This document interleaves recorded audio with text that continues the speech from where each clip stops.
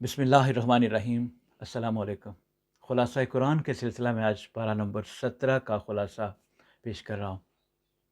یہ سورہ الانبیاء کی مکمل آیات اور سورہ الحج کی مکمل آیات پر مشتمل ہے۔ اس پارہ میں توحید، قیامت، انبیاء کے واقعات اور انسانوں کی ذمہ داریوں پر زور دیا گیا ہے۔ سورہ الانبیاء آیت نمبر 1 سے 18 تک قیامت اور انسانوں کی غفلت کے بارے میں بات کی گئی ہے۔ آیت نمبر 1 میں ہے کہ لوگوں کے حساب کا وقت قریب ہے مگر وہ غفلت میں پڑے ہوئے ہیں۔ آیت نمبر 16 تا 18 میں ہے کہ اللہ تعالیٰ نے ہر چیز کو حق کے ساتھ پیدا کیا ہے اور وہ باطل کو مٹا کر رہے گا۔ آیت نمبر 51 سے 70 تک حضرت ابراہیم علیہ السلام نے بت شکنی کی جس پر نمرود نے انہیں آگ میں ڈال دیا، لیکن اللہ نے انہیں محفوظ رکھا۔ آیت 69 کا ترجمہ ہے کہ آگ سرد ہو جا اور سلامتی بن جا ابراہیم پر۔ آیت 83 سے 84 میں حضرت ایوب علیہ السلام کا ذکر ہے جنہوں نے سخت بیماری میں صبر کا مظاہرہ کیا اور پھر اللہ نے انہیں شفا دی۔ آیت نمبر 84 میں ہے ہم نے ان کی دعا قبول کی اور ان کی تکلیف دور کر دی۔ آیات 87 اور 88 میں حضرت یونس علیہ السلام کا واقعہ ہے جنہوں نے مچھلی کے پیٹ کے اندر دعا کی، لا الہ الا انت سبحانک انی کنت من الظالمین، اور اس پر اللہ نے انہیں نجات دی۔ آیت نمبر 47 سے 50 تک اور 94 سے 97 تک قیامت کا منظر اور اعمال کا حساب کیا جائے گا۔ قیامت کے دن ہر انسان کا حساب ہوگا اور نیک و بد اعمال کے مطابق جزا و سزا دی جائے گی۔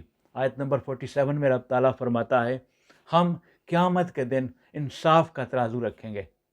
آیت نمبر 107 میں اللہ پاک فرماتا ہے اور ہم نے آپ کو تمام جہانوں کے لیے رحمت بنا کر بھیجا ہے۔ یہاں سے سورہ حج شروع ہو رہی ہے۔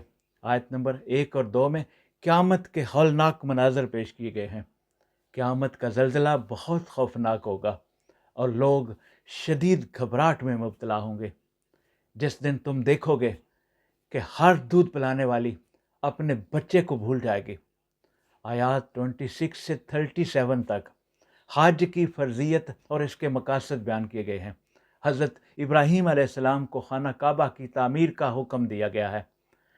حج کو اللہ کی عبادت اور توحید کی علامت قرار دیا گیا ہے۔ قربانی کا ذکر اور اس کا مقصد تقوی کا حصول بیان کیا گیا ہے۔ آیت نمبر 37 کا ترجمہ ہے کہ اللہ کو نہ ان کا گوشت پہنچتا ہے اور نہ ان کا خون، بلکہ اسے تمہارا تقوی پہنچتا ہے۔ آیات 39 سے 41 تک جہاد کی اجازت اور اس کے اصول بتائے گئے ہیں۔ پہلی بار مظلوم مسلمانوں کو جہاد کی اجازت دی گئی ہے کیونکہ انہیں بے گناہ ستایا جا رہا تھا۔ آیت نمبر 40 میں اللہ کی مدد ان لوگوں کے ساتھ ہے جو اللہ کے دین کو سربلند کرنے کے لیے کھڑے ہوتے ہیں۔ آیات 5 سے 7 تک انسانوں کی تخلیق اور اللہ کی قدرت بیان کی گئی ہے۔ انسان کی تخلیق کے مختلف مراحل بیان کیے گئے ہیں۔ آیت نمبر 7 میں کہا گیا کہ اللہ ہر چیز پر قادر ہے اور وہی قیامت کو برپا کرے گا۔ مسلمانوں کو ثابت قدم رہنے کا حکم دیا گیا ہے۔ اور آیت نمبر 78 میں فرمایا اللہ نے تمہارے لیے دین میں کوئی تنگی نہیں رکھی۔